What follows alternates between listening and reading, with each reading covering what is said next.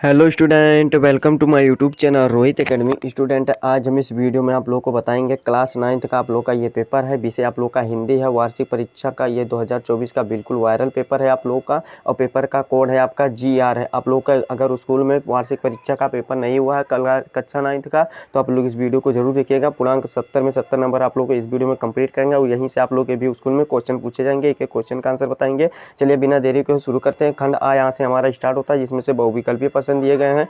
यहाँ पर देखिए पहला क्वेश्चन क्या दिया गया। हिंदी गद्य साहित्य में खड़ी बोली गद्य के जनक माने जाते हैं। यानी कि जो हिंदी गद्य साहित्यिक है उनके खड़ी बोली के जनक कौन माने जाते हैं, हमें ये बताना। तो इसका जो राइट आंसर हो जाएगा भारतेंद्र हरिश्चंद्र जी हो जाएगा। यानी कि हमारा गा वाला ऑप्शन इसका राइट आंसर।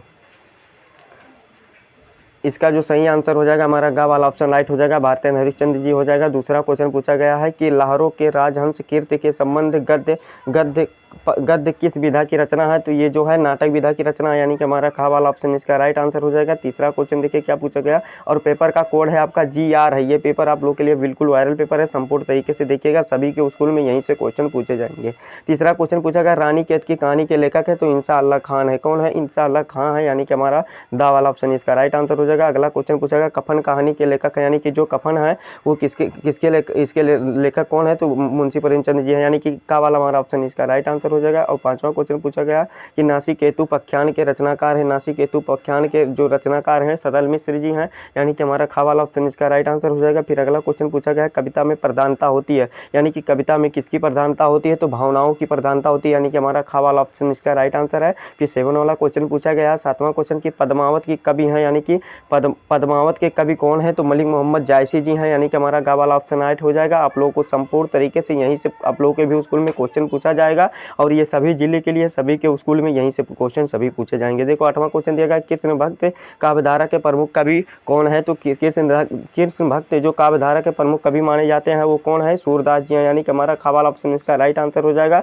फिर अगला क्वेश्चन 9वां क्वेश्चन पूछा गया है तुलसीदास के आराध्य कौन थे, तो तुलसीदास के आराध्य किसमें थे, यानी कि तो भगवान राम में वो विलीन थे। यानी कि वो किसके शाखा मतलब किस कवि के शाखा के माने जाते हैं, तो राम भक्त के शाखा के। यानी कि हमारा कौन सा का वाला ऑप्शन इसका राइट आंसर हो जाएगा। फिर अगला क्वेश्चन 10 वाला दिया गया है कि कृष्ण भक्त काव्यधारा की एकमात्र भक्ति काव्यत्री कौन थी, यानी कि कौन थी, हमें ये बताना। तो इसका जो सही आंसर हो जाएगा मीराबाई थी। यानी कि हमारा खा वाला ऑप्शन राइट हो जाएगा। फिर अगला क्वेश्चन 11 वाला क्वेश्चन पूछा गया है कि रामचरितमानस किस भाषा में लिखा गया है, तो रामचरितमानस किस भाषा में लिखा गया, अवधी भाषा में लिखा गया। का वाला हमारा ऑप्शन इसका राइट आंसर हो जाएगा। फिर अगला क्वेश्चन 12 वाला दिया गया है कि वीर रस का स्थायी भाव होता है। वीर रस का स्थायी भाव उत्सव होता है। यानी कि का वाला हमारा पहला वाला ऑप्शन राइट हो जाएगा। ठीक है। फिर अगला क्वेश्चन 13 वाला देखिए क्या दिया गया है कि श्री गुरु चरण सरोज रज निज मन मुकुर सुधार के प्रथम चरण में कितनी मात्राएं हैं, तो 13 और 11 मात्राएं हैं। कितना? 13 और 11 मात्राएं। यानी कि हमारा कौन सा का वाला ऑप्शन इसका राइट आंसर हो जाएगा। फिर अगला क्वेश्चन पूछा गया कि चरुचंद की चंचल किरणें खेल रही है जलथल में कौन सा अलंकार है, तो इसमें अनुप्रांश अलंकार है। यानी कि हमारा का वाला ऑप्शन इसका राइट आंसर हो जाएगा। फिर 15 वाला क्वेश्चन पूछा गया महेंद्र का संधि विच्छेद है। यानी कि महेंद्र का संधि विच्छेद क्या होता है, तो महा प्लस इंद्र हो जाएगा। यानी कि हमारा का वाला ऑप्शन इसका राइट आंसर हो जाएगा। ठीक। फिर अगला क्वेश्चन देखिए क्या पूछा गया है। 16 वाला क्वेश्चन पूछा गया है कि रमम में विभक्ति और वचन है। यानी कि रमम में विभक्ति और वचन किसका है, तो द्वितीय विभक्ति एक वचन है। यानी कि हमारा खा वाला ऑप्शन इसका राइट आंसर हो जाएगा। ठीक है।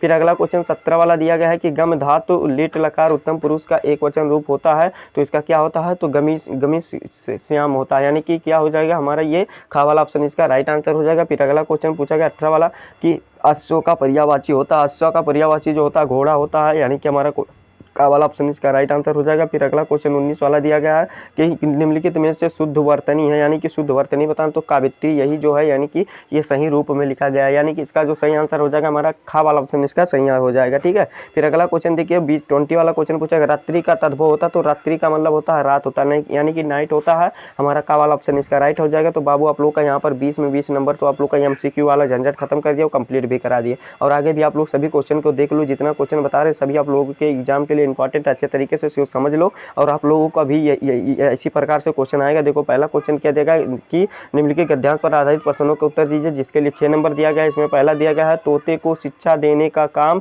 राजा के भांजे को मिला, यानी कि ये वाला देखो आप लोगों का तोता वाला है, तो चांद वाला है। तो यहाँ पर क्वेश्चन सभी दिया गया है कि आप लोगों को संदर्भ बताना, उपयुक्त गद्यांश का संदर्भ बताना है, ये वाला आप बताइए। और फिर देखिए 2-2 नंबर का रेखांकित अंश की व्याख्या, तोते को शिक्षा देने की जिम्मेदारी कैसे किसको मिली थी, तो ये वाला भी आप लोग बताइए। तो इसमें अथवा करके भी दिया गया है कि दुनिया के 2 अमोघ शक्तियां हैं, ये वाला आप लोग एक ही को करना है। तो बाबू आप लोग को एक को अच्छे तरीके से रेडी करके चले जाइएगा, जितना बता रहे हैं सभी को, यानी कि मन करेगा तो आप लोग दोनों को रेडी करके चले जाइए, सभी आप लोगों के लिए इंपॉर्टेंट है। और फिर अगला क्वेश्चन दूसरा,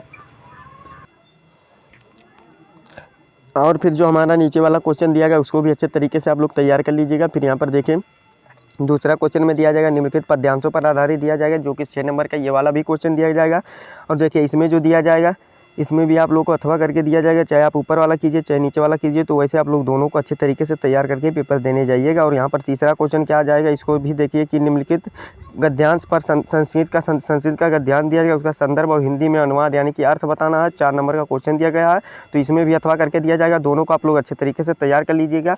और जितना बता रहे हैं अगर आप लोग उतना अच्छे तरीके से तैयार करते हैं तो आप लोग का हिंदी में 70 नंबर कंप्लीट जरूर हो जाएगा, ठीक है। फिर अगला देखो पद्यांश में भी आप लोग का संस्कृत का दिया गया है, इसमें देखिए सही अर्थ बताना, 4 नंबर का ये वाला भी क्वेश्चन दिया गया, इसमें अभी अर्थ अथवा करके दिया जाए, चाहे आप ऊपर वाला कीजिए चाहे दोनों नीचे वाला, तो आप लोग को दोनों अच्छे तरीके से रेडी करके ही पेपर देने जाना है। और फिर अगला क्वेश्चन देखो 5वां क्या दिया गया है कि निम्नलिखित प्रश्नों के उत्तर दीजिए, यानी कि कोई 2 प्रश्नों का उत्तर देना, जिसके लिए 4 नंबर दिया जाएगा। तो 4 क्वेश्चन दिया गया, तो आप लोग दोनों क्वेश्चन को अच्छे तरीके से रेडी कर लीजिएगा। फिर देखो एक श्लोक लिखने के लिए कह रहा है, जो कि इस प्रश्न पत्र में एक श्लोक लिख रहे जो कि इस प्रश्न पत्र में ना आया हो, 2 नंबर का क्वेश्चन, तो इसका वाला भी अच्छे तरीके से आप लोग तैयार कर लीजिएगा। 7वां क्वेश्चन दिया गया दीपदान अथवा लक्ष्मी का स्वागत एकांकी का सारांश लिखिए, 4 नंबर का क्वेश्चन दिया गया, तो इसका वाला भी आप लोग अच्छे तरीके से रेडी कर लीजिएगा। फिर अगला क्वेश्चन 8 वाला दिया गया है निम्नलिखित में से लेखकों में से किसी एक लेखक का जीवन परिचय देते उनकी किन्हीं 2 रचनाओं का नाम लिखिए, 4 नंबर का क्वेश्चन दिया गया, चाहे आप रविन्द्रनाथ टैगोर पर लिखिए चाहे प्रेमचंद लिखिए, यानी कि दोनों का एक लोगों का किसी का याद कर लीजिएगा।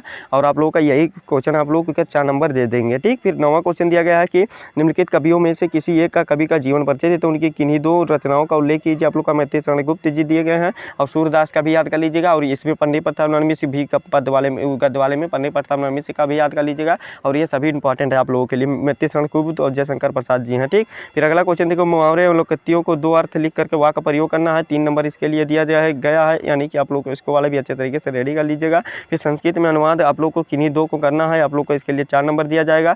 और 12 वाला क्वेश्चन दिया गया अपने प्रधानाचार्य को शुल्क यहाँ पर फ्री यानी कि शुल्क मुक्त यानी कि फी कंस्ट्रक्शन वाला प्रार्थना पत्र लिखे, यानी कि आप लोग को लेटर लिखना है, 5 नंबर इसके लिए हमें दिया जाएगा। तो ये आप लोग का पेपर था जो कि संपूर्ण तरीके से आप लोग को बता दिया समझा दिए।